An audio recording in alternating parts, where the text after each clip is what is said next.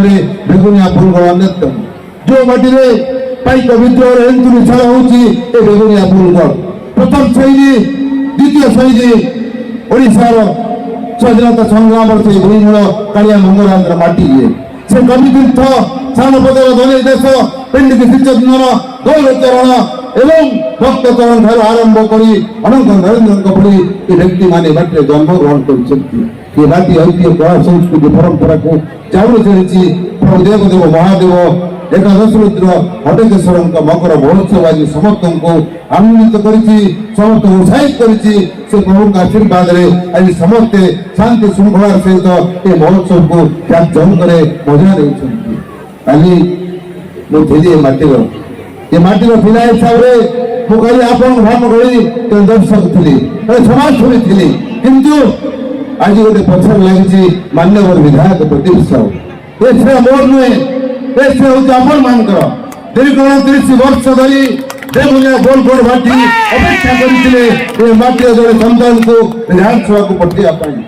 ଚଳିତ ନିର୍ବାଚନରେ ଓଡ଼ିଶାର ପୂର୍ବତନ ମୁଖ୍ୟମନ୍ତ୍ରୀ 4.5 କୋଟି ଓଡ଼ିଶାବାସୀଙ୍କର ଜନମାନସ ନେତା ସୁତ ନବୀନ ପଟ୍ଟନାୟକଙ୍କ ଆଶୀର୍ବାଦ, ବିଜୁ ଜନତା ଦଳର ଟିକେଟ ଆପଣମାନେ ଅପେକ୍ଷା କରିଥିଲେ 29 ବର୍ଷ ଧରି ଏ ମାଟିର ଜଣେ ସନ୍ତାନକୁ ବିଧାନସଭାକୁ ପଠାଇବା ପାଇଁ।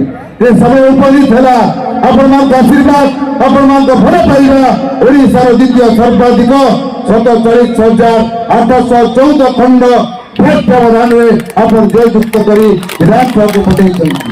ମୋ କର୍ତ୍ତବ୍ୟ ଆପଣମାନଙ୍କୁ ସେବା କରିବା, ମୋ କର୍ତ୍ତବ୍ୟ ଆପଣମାନଙ୍କ ପାଇଁ ସବୁ ତ୍ୟାଗ କରିବା, ମୋ କର୍ତ୍ତବ୍ୟ ଏ ମହୋତ୍ସବକୁ ଆପଣମାନଙ୍କ ସହଯୋଗରେ ସରସ ସୁନ୍ଦର କରିବା। ଆଜି ସମୟ ଉପନିତ ହେଇଛି, ଆପଣମାନଙ୍କ ଭଲ ପାଇବା, ଆପଣମାନଙ୍କ ଆଶୀର୍ବାଦ, ଆପଣମାନଙ୍କ ସ୍ନେହ ମମତା ଆଜି ଏ ମହୋତ୍ସବକୁ ନୂଆ ରଙ୍ଗ ଦେଇଛି। ମୋ ସହଯୋଗୀ ମାନେ ପ୍ରଶାନ୍ତ ଠାରୁ ଆରମ୍ଭ କରି ବାବାଜୀ ବାବୁ, ଶିଶିର ଭାଇ ଠାରୁ ଆରମ୍ଭ କରି ସାଗର ଅନେକ ବ୍ୟକ୍ତିମାନେ ଅଛନ୍ତି ଯେଉଁମାନଙ୍କର ସହଯୋଗରେ ହେଡକ୍ୱାର୍ଟର ସରପଞ୍ଚ ମାନସ ଠାରୁ ଆରମ୍ଭ କରି ପୁରିଆ ପର୍ଯ୍ୟନ୍ତ କୋଉଠୁ ଆରମ୍ଭ କରିବି, କୋଉଠୁ ଛାଡ଼ିବି ତାହା କହିପାରୁନାହିଁ। ସମସ୍ତଙ୍କର ସହଯୋଗ, ସମସ୍ତଙ୍କର ଆଶୀର୍ବାଦ, ସମସ୍ତଙ୍କର ଭଲ ପାଇବା ଏହି ମଞ୍ଚରୁ ଆପଣମାନଙ୍କୁ ଉଜ୍ଜଳ ହସ୍ତରେ ପ୍रणिपात କରୁଛି। ଏଇଭଳି ସହଯୋଗ କରନ୍ତୁ। ଏ ମକର ମହୋତ୍ସବ ଆଗାମୀ ଦିନରେ ଓଡ଼ିଶା ରାଜ୍ୟର 1 ନମ୍ବର ମହୋତ୍ସବରେ ପରିଣତ ହେଉ ଏ ଆଶା ରଖିଛି। ଏହା ପରେ ପରେ ଆପଣମାନଙ୍କ ପାଇଁ ଓଡ଼ିଶାର ଚର୍ଚ୍ଚିତ ଚେହେରା, ହାସ୍ୟ ଜଗତର ବିରାଟ ଅଭିନେତା ଶଙ୍କର ଏବଂ ପ୍ରଜ୍ଞା ଅପେକ୍ଷା କରିଛନ୍ତି ଆପଣମାନଙ୍କ ସମ୍ମୁଖରେ ତାଙ୍କର କଳା ପରିବେଷଣ କରିବା ପାଇଁ, ତାଙ୍କ ହାସ୍ୟରସ ପରିବେଷଣ କରିବା ପାଇଁ। ମୋର ବକ୍ତବ୍ୟକୁ ଏଇଠାରେ ବିରାମ ଦଉଛି।